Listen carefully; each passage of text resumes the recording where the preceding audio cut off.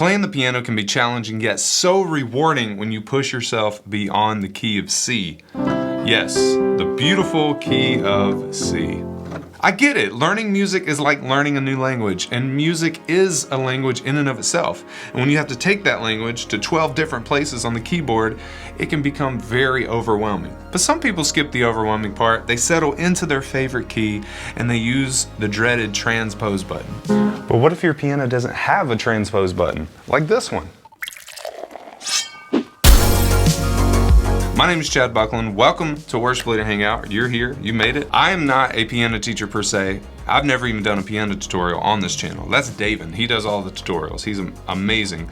I still consider myself kind of a new pianist that's learning to play, and I have learned to play in all 12 keys pretty quickly, and I want to show you how I did that. He taught me some things back in 2017, and I had some fundamental and foundational things that I learned in college that I've been able to put together in the last 3 to 4 years to feel more comfortable to be able to play on stage. So this is not an in-depth tutorial on how to play the piano, because that would take hours, maybe even years. And if you are at the beginning of playing the piano, I encourage you to find an instructor that can really help you, that's just super good. And if you don't have an instructor, David actually has some courses. I'll link those below. I think that'll help you a lot. So sitting in front of me is my keyboard. Right now I'm using the Yamaha CP73. I've never used the transpose button on this keyboard, but right now I'm gonna see if I can learn how to use it. You ready? Let's see if we can do this. So here's the key of C. All right, and then there is a transpose button, so I'm gonna press it, and it says sound transpose +0. So I'm assuming probably use this dial here and go up 1, and that probably takes it up a half step. All right, so let's go back to 0. Okay, and then I go +1. I like that it holds the original key that I was already in.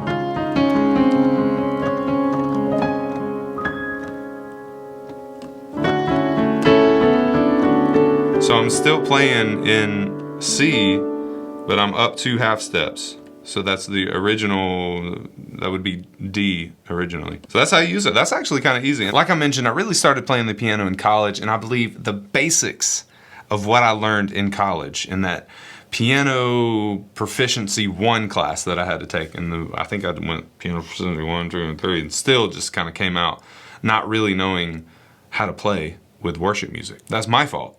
But still, I learned some piano basics that I think have been so helpful in learning how to play in all 12 keys. So the first thing I did is I started by learning all 12 major scales. Now this is something you're gonna have to do in a piano lesson or piano proficiency like I did in college. But it will prove to be very helpful, and learn them in the proper fingering. We'll talk about that. Each note on the piano can be the root of any major key. For example, if I play a G flat and ascend or descend in a particular pattern, you'll hear each scale degree in the key of G flat. So it sounds like this: 1, 2, 3, 4, 5, 6, 7, back to 1. That pattern is a whole step to the 2, whole step to the 3, half step to the 4, whole step, whole step, whole step, half step. If you do that pattern anywhere on the piano, so going back to the key of C, all the white notes, you'll see that same pattern. Whole step, half step, whole step, whole step, whole step, half step.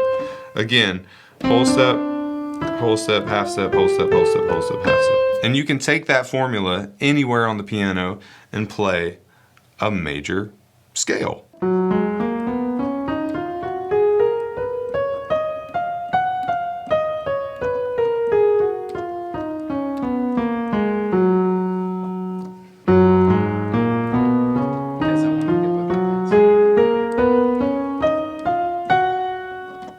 A couple tips about doing this though. Work to do this with proper fingerings. It's very important because when you're trying to play fast, which I'm not a very fast player, you'll be able to play much faster if you do it with a proper fingering. Playing your major scales every day will increase your dexterity and also help you be able to hear melodic lines in songs, and you'll kind of just be able to start using your ear to hear where these melodic lines are happening, especially when the song is just in a major key. The second thing I did was learn to play all 12 major, minor, and diminished triads in every key. Each scale degree of all 12 major scales is the root of a chord. This goes for all minor scales, diminished scale, all that kind of stuff. So for this exercise, we're going to play triads in the context of each key, starting on the first scale degree and working our way to the seventh. Each chord will either be a major, minor, or diminished chord. So a triad is a chord made up of 3 notes. In this case, we're going to do a 1, a 3, and a 5. Okay, so that's a triad. That's a C major triad. Now if we go up to the next note diatonically in the scale, so going up a whole step, you see and you can hear that the D minor triad is a minor.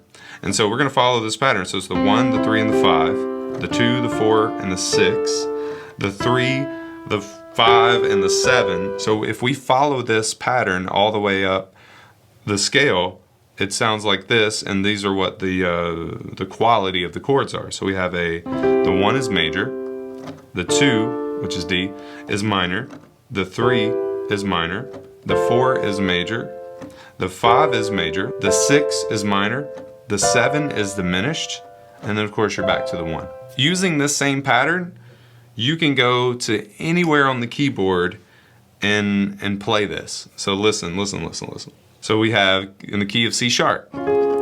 So the C sharp being the 1 now, the 1 is major, the 2 is minor, so I'm playing all scale degrees from the C sharp major scale. So the C sharp major scale sounds like this.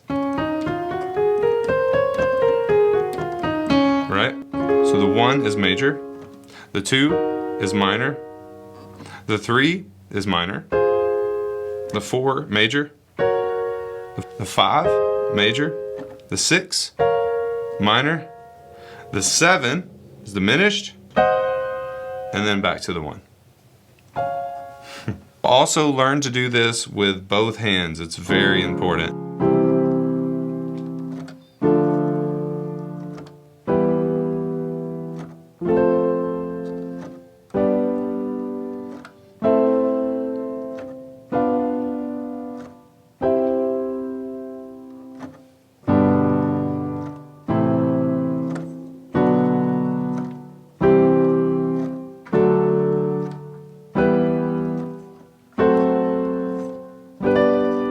So practice this for every key. I don't always play chords like this together, but it is foundational to playing in every key, like I said. Number 3 as a worship leader is incredibly important, especially as a worship leader and a pianist and with a team of vocalists that have all different ranges, because what I want you to do with number 3 is take all your favorite voicings, your patterns, your chord progressions to another key. So what I like to do is I like to take something familiar. There's a song that we're doing actually this coming week, and it sounds like this, right?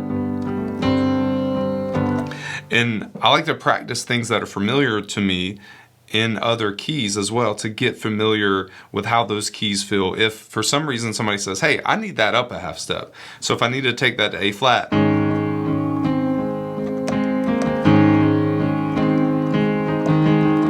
it goes to the 6 there.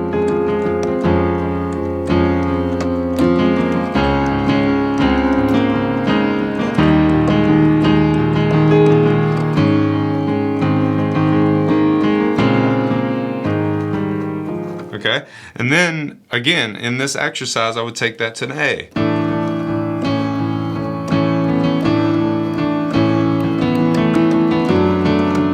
All right, you're kind of getting the idea. Now let's try B flat.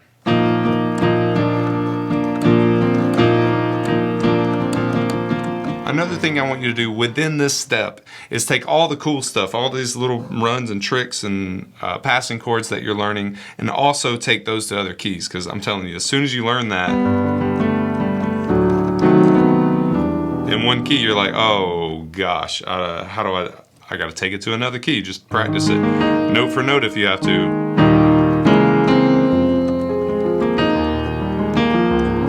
Whatever it may be. All right, and then, so then I would go A.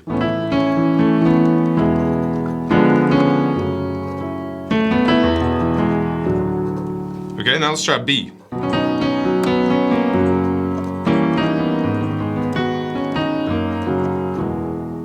Okay, C. Don't forget about C now. Don't just not play in C, because you might need it.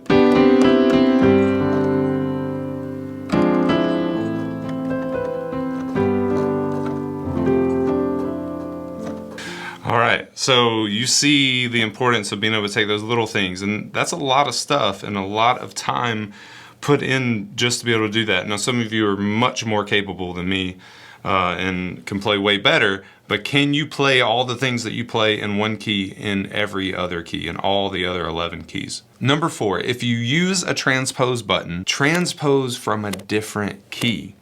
So if you're trying to learn how to play in the key of D, transpose every song that you do from the key of D. So that way you're forced to play in D on everything you do until you're really good at it. And then you take that to E flat and you're just like, oh yeah, I have to play in E flat, but I'm gonna transpose all my songs, from E flat, so that way, I stay in E flat and learn that and do that. If you did that one key every single month and you got pretty good at each key, it'd only take you about a year and you're good to go on the whole piano. Or you can do like me and just struggle your way through every song, and then when you learn something cool in one key, you're like, oh my gosh, I gotta learn this 11 more times. But it just starts to become easier and easier and easier as you do it more and more and more. I promise you, this will be so rewarding at the end of the day when you could sit down at a massive grand piano and you're like, yes, I can play. What do you want me to play? You want me to play something? You want me to accompany you in something? I can do it without having to worry about that transpose button. Number 5 is I just put in the work.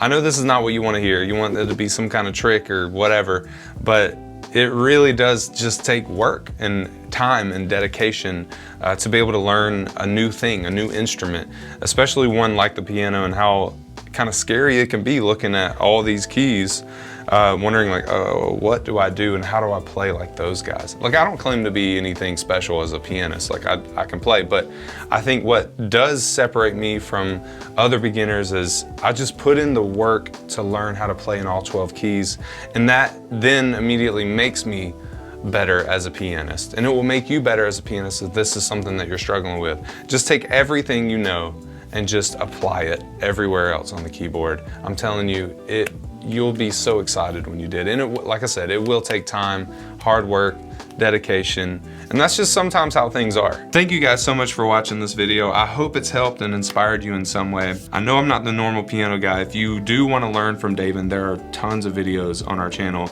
of him showing you how to play all kinds of really cool stuff. So go check those videos out, those other piano tutorials. If I've inspired you in some way, we would love to see a like on the video and subscribe if you haven't already. And remember, great worship leaders are always learning.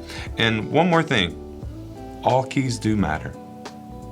All keys matter, that's right.